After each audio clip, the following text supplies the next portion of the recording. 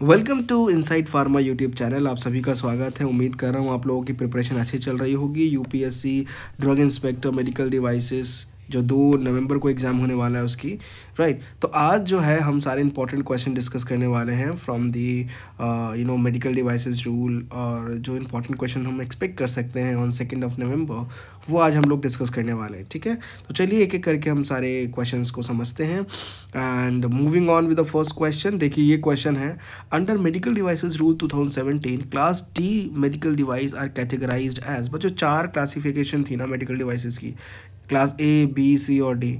ए वाले low risk वाले थे, बी वाले लो टू मॉडरेट थे, सी वाले मॉडरेट टू हाई थे और डी वाले हाई रिस्क थे। तो डी वॉज हाई रिस्क, तो करेक्ट आंसर फर्स्ट का हो जाएगा हाई रिस्क। ठीक है, मूविंग ऑन, ये रहा अगला क्वेश्चन। जैसे कि हार्ट वॉल्व्स हो गए है ना, तो ये आपके इसी में आएंगे हाई रिस्क में। This is the next question, question number 2. The manufacturer of class C and D devices must have quality management system QMS based on। किसके बेसिस पे होना चाहिए? बेसिकली मैंने आपको बताया था ISO 13485 2016, ये इसके पैरामीटर्स मैच होने चाहिए। ठीक है, तो QMS बेस्ड होता है ISO 13485 2016, तो इसका करेक्ट आंसर होगा ऑप्शन बी। ठीक है, बढ़ते हैं आगे तीसरे क्वेश्चन की तरफ। क्वेश्चन ये बोला गया है बच्चों कि import license for medical devices is granted in which form. कौन से फॉर्म में इंपोर्ट लाइसेंस ग्रांट किया जाता है मेडिकल डिवाइसेस का? तो ये याद रखिएगा कि MD 15 जो है, मेडिकल डिवाइसेस 15 जो ये फॉर्म है, इसमें इंपोर्ट लाइसेंस ग्रांट किया जाता है। ठीक है, तो इसका करेक्ट आंसर हो जाएगा थर्ड का option C, MD 15। Question number 4 देखिए, the validity of a manufacturing license under MDR 2017। भाई मेडिकल डिवाइसेस रूल 2017 के अकॉर्डिंग जो मैन्युफैक्चरिंग लाइसेंस की वैलिडिटी होती है वो कितने साल की वैलिडिटी होती है? तो ये याद रखना कि ये वैलिड जो होता है, जब तक कैंसिल या सस्पेंड ना हो तब तक ये वैलिड रहता है। ठीक है, तो ना कि 3 साल 5 साल 7 साल ऐसा कुछ नहीं होता, ये वैलिड रहता है टिल इट इज़ कैंसिल्ड या सस्पेंडेड। देखो अगर आपका ड्रग इंस्पेक्टर या फिर जो नोटिफाइड बॉडी है ना, ये आके अगर ये इंस्पेक्शन करते हैं, ये रिपोर्ट जनरेट करते हैं ऑडिट करने के बाद, और वो इसमें ये देखने को मिलता है कि भाई कुछ गड़बड़ चल रहा है, राइट, जितने भी तय स्टैंडर्ड हैं, मानक हैं, पैरामीटर्स हैं, उनके हिसाब से चीज़ें नहीं हो रही हैं, तो they are basically going to cancel और सस्पेंड द मैन्युफैक्चरिंग लाइसेंस। तो ये इसका आंसर हो जाएगा ऑप्शन डी। ये अगला क्वेश्चन है, क्वेश्चन नंबर 5। क्वेश्चन बोला है कि which rule describes classification of medical devices based on the risk. कौन सा रूल बताता है भाई कि मेडिकल डिवाइसेस को हम डिफरेंट क्लासेस में डिवाइड कर सकते हैं रिस्क के हिसाब से? लो रिस्क, और is it low to moderate, या फिर मॉडरेट टू हाई, या फिर हाई रिस्क? कौन सा रूल में ये मैंशनड है? तो ये याद रखिएगा कि ये रूल 4 बोलता है, रूल 4 में मैंशनड है ये। ठीक है, तो करेक्ट आंसर हो जाएगा 5th का option B. Then question number 6 देखते हैं, license to sell stock exhibit medical devices is granted in form. किस फॉर्म में मेडिकल डिवाइस, कौन से फॉर्म में बेसिकली सेल करने का, स्टॉक का, या फिर एग्जिबिट करने का मेडिकल डिवाइसेस लाइसेंस ग्रांट किया जाता है? तो ये जो है याद रखिए कि मेडिकल डिवाइस फॉर्म नंबर 42 में ये लाइसेंस सेल, स्टॉक और exhibit the medical device grant किया जाता है लाइसेंस। तो इसका बी आंसर एकदम सही है। चलिए आगे बढ़ते हैं क्वेश्चन नंबर 7 की तरफ। Device master file DMF include करता है डिटेल, किस चीज़ की डिटेल बेसिकली होता है डिवाइस मेडिकल फाइल में? तो बच्चों याद रखना, उसमें डिटेल होता है डिज़ाइन का, मेडिकल डिवाइस के डिज़ाइन का, मैन्युफैक्चरिंग प्रोसेस का, और परफॉर्मेंस इवैल्यूएशन का। ये सारी डिटेल्स मेंशन होती है किसमें? DMF यानी डिवाइस मेडिकल फाइल में। तो बी इसका करेक्ट आंसर हो जाएगा।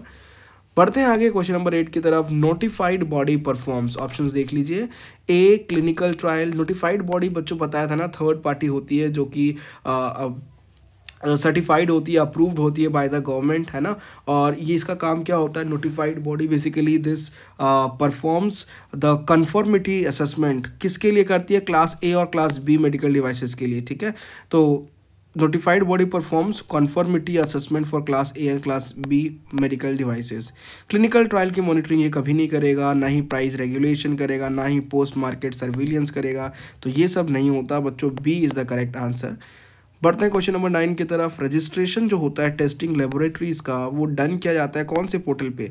तो याद रखिए कि जो टेस्टिंग लेबोरेटरी की जो रजिस्ट्रेशन होती है that is basically done via the website of CDS को सुगम वेबसाइट जो है इस पे ये किया जाता है, ठीक है। तो करेक्ट आंसर हो जाएगा ऑप्शन ए। क्वेश्चन नंबर 10 की तरफ बढ़ते हैं बच्चों।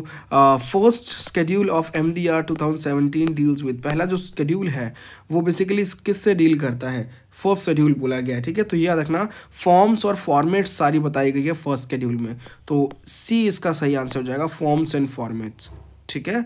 तो बच्चों आप जितने भी फार्मा एस्पिरेंट्स है बच्चों, यहाँ पर इस इनसाइड फार्मा यूट्यूब चैनल पर आपको सारे के सारे एग्ज़ाम्स की फार्मा रिलेटेड जितने भी कॉम्पिटिटिव एग्ज़ाम्स हैं उसके सारे क्वालिटी वीडियोस मिलने वाले हैं, और आप लोगों को सारे जॉब्स की भी अपडेट मिलती रहेगी। तो जितना ज़्यादा हो सके फार्मा एस्पिरेंट्स जो प्रिपेयर कर रहे हैं डेडिकेशन के साथ उनको शेयर कर दीजिए ताकि सब पे ये नोटिफिकेशन मिलता रहे और सबका बेनिफिट हो जाए, ठीक है। बढ़ते हैं क्वेश्चन नंबर 11 की तरफ। Form MD24 is used for, MD24 form जो है वो कहाँ यूज़ किया जाता है?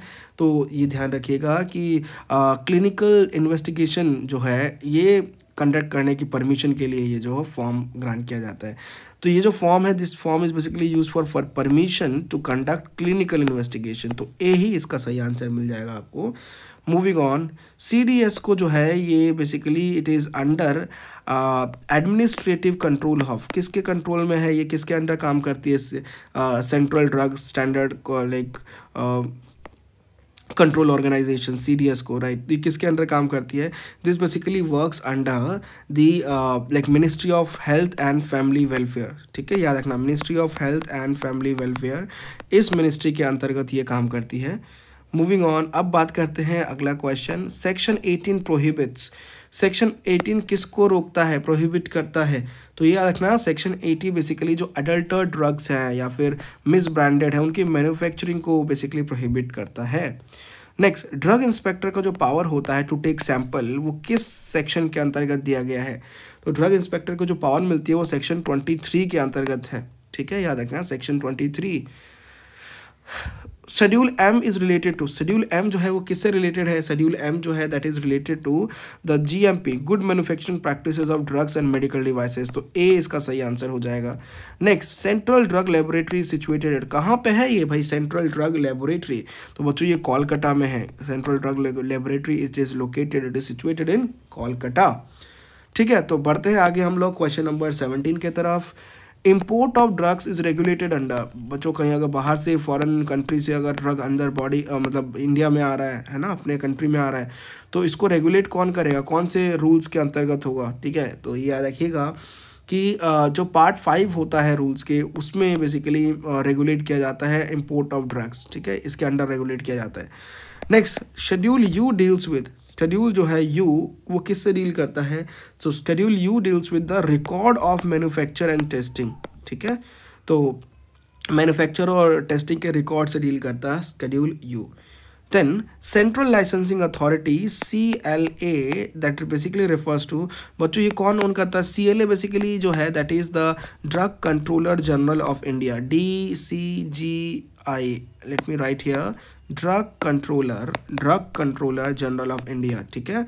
तो क्लास C और D जो है इसकी मैन्युफैक्चरिंग लाइसेंस ये सारी चीज़ों के लिए यही रिस्पॉन्सिबल है, इवन क्लिनिकल इन्वेस्टिगेशन के लिए भी यही अप्रूवल देगा। तो ये CLA जो है that is basically own by the DCGI।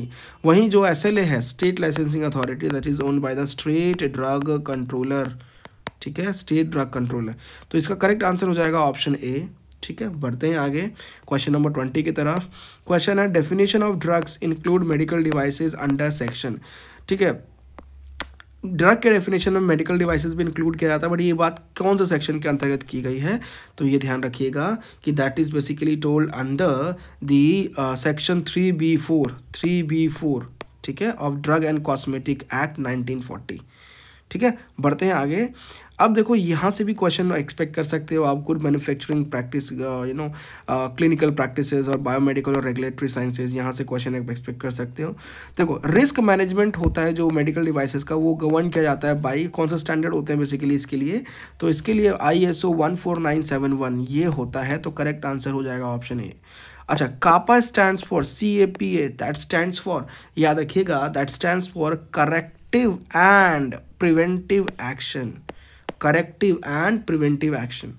Then clean room classification for sterile devices is done as per, तो बच्चों क्लीन रूल क्लासिफिकेशन जो है स्टेराइल डिवाइसेस की जाती है एज पर कौन से रूल्स या स्टैंडर्ड हैं, कुछ पैरामीटर्स हैं, होगा ना कुछ, तो बच्चों याद रखना ISO 14644। बच्चों रिस्क मैनेजमेंट जो मेडिकल डिवाइसेस की है that is governed by this ISO 14971, but clean room classification for sterile devices, जब भी स्टेराइल डिवाइसेस की बात की जाए तो दैट इज ISO 14644। ठीक है, बढ़ते हैं आगे। That is question number 24, which biomedical device works on piezo electric principle. तो बेसिकली याद रखना पीजो इलेक्ट्रिक प्रिंसिपल पे अल्ट्रासोनिक क्लीनर जो होता है वो काम करता है, तो ये बायोमेडिकल डिवाइस है that basically works on the piezo electric principal.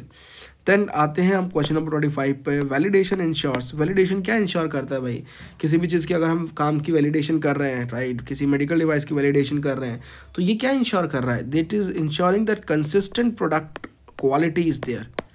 ठीक है, next post marketing surveillance PMS जो इसका डेटा होता है दैट इज मैंडेटरी फॉर, किस चीज़ के लिए मैंडेटरी है भाई PMS का data, that is mandatory for class C and D devices जो कि low to like high to moderate to high है और आपके हाई रिस्क वाले डिवाइस है। ठीक है, देखो हमने 4 टाइप के मेडिकल डिवाइसेस क्लास देखी थी, क्लास A B C और D। क्लास A वाले लो रिस्क वाले थे जैसे ग्लूकोमीटर, थर्मोमीटर। ठीक है, उसके बाद B वाले जो है लो टू मॉडरेट थे, लो टू मॉडरेट। C वाले जो है मॉडरेट टू हाई थे जैसे पेसमेकर हो गया, और D जो है सबसे हाई रिस्क वाले थे, हार्ट वाल्व्स हो गए, है ना। तो इसका C और D के लिए बच्चों post market surveillance data mandatory होता है। ठीक है, नेक्स्ट अगला क्वेश्चन देखिए, मेडटेक मिंत्रा इनिशिएटिव का मेन ऑब्जेक्टिव क्या है, गोल क्या है भाई। ऑप्शंस देखिए, train startups in the device development, then approve new vaccines या सब्सिडाइज ड्रग प्राइसेस, या फिर बच्चों मैनेज ब्लड बैंक्स। तो मेन मेडटेक मित्रा ये जो आपका इनिशिएटिव है इसका मेन ही काम है स्टार्टअप्स को ट्रेन करना इन द डिवाइस डेवलपमेंट। ठीक है, तो A is the correct answer. अगला क्वेश्चन देखिए, question 28, clinical investigation approval is required for. Clinical investigation approval किसके लिए रिक्वायर्ड होता है, तो ये भी अगेन वैसे ही क्वेश्चन है बच्चों, C और D के लिए इट इज़ मैंडेटरी। ठीक है, देन जो आपके मॉडरेट टू हाई और हाई रिस्क वाले हैं उन मेडिकल डिवाइसेस के लिए क्लिनिकल इन्वेस्टिगेशन अप्रूवल रिक्वायर्ड होता है। देन क्वेश्चन नंबर 29 देखिए, the risk based device classification was first adopted from. Risk based device classification सबसे पहले अडॉप्ट किया गया था कहाँ से, तो बच्चों ये याद रखिएगा, ये अडॉप्ट किया गया था European Union medical device rule EU MDR। तो इसका सही आंसर हो जाएगा option C। Then national medical device policy 2023 emphasises, क्या बेसिकली किस पे जोर डालता है नेशनल मेडिकल डिवाइस पॉलिसी 2023, तो ये basically self reliance in manufacturing and R&D, मतलब भाई हम आत्मनिर्भर हैं, हम अपना काम खुद ही करेंगे, अपना मैन्युफैक्चरिंग, अपना रिसर्च एंड डेवलपमेंट का काम, तो सेल्फ रिलायंस के ऊपर ये ज़्यादा एम्फसाइज करता है नेशनल मेडिकल डिवाइस पॉलिसी 2023। तो आप मुझे जल्दी से बताइएगा, आपने भी साथ साथ सॉल्व किया तो आप लोगों के 30 क्वेश्चन में से कितने क्वेश्चन करेक्ट हुए। ठीक है, जल्दी से स्कोर आप लोग कमेंट में मेंशन कीजिएगा, और आपको कमेंट में इस वाले सेशन का आपको PDF मिल जाएगा, तो कमेंट में आपको देखिएगा, डिस्क्रिप्शन में आपको एक लिंक मिल जाएगा PDF का, और वहीं पर टेलीग्राम और व्हाट्सएप के लाइक लिंक मिल जाएंगे, ग्रुप्स के लिंक मिल जाएंगे जहाँ पर आप ढेर सारे क्वेश्चन प्रैक्टिस कर सकते हो। राइट, सो मिलते हैं हम लोग अगले वीडियो में। Till then stay happy, stay blessed, but don't forget to subscribe Inside Pharma YouTube channel. Thank you.